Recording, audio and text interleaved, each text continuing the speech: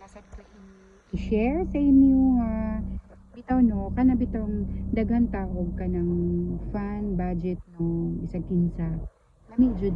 kaayo ang feelings pag makatabang ka sa imong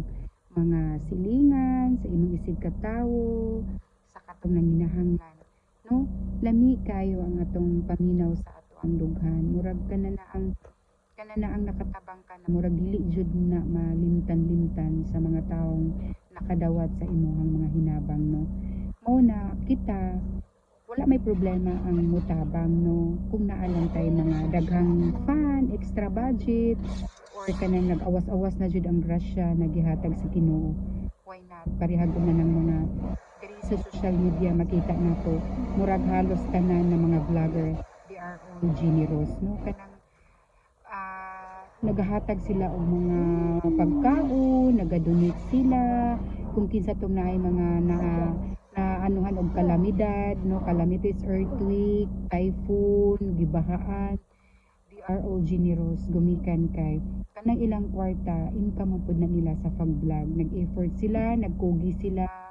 Grabe pud ang ilang paningkamot para makakwarta sila. So mo nang gibalik pud nila ang grasya na gihatag, ang blessings na gihatag nila ila pong i-share dito sa mga tauhan na nanginahanglan og tabang. Mao gani akong giingon sa inyo nga ang kanang pagtawag, ang paghatag og kanana ang hinabang or tabang sa atong isig ka tawo kay tawo lamang ta mas lami jud kaayo ang paminaw, mas gaan, murag kanana ang imong paminaw kanang mura jud siya og kanang nakatabang ko sa imong isig ka tawo di ba murag kag kanana ang lami kay imong paminaw no kanang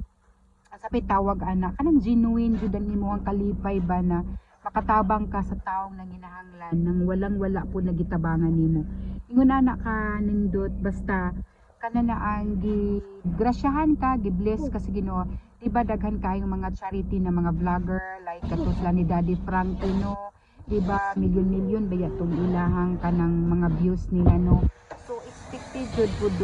jud na nato na ang ilang blessings pud nagaagas-agas kumbaga nagaawas-awas na over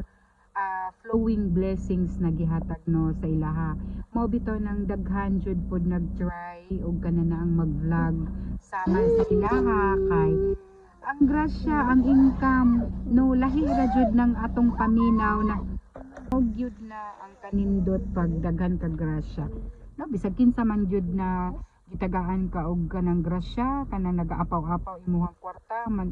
kinsa may dili ganahan mo share di ba gawas og wala na jud ko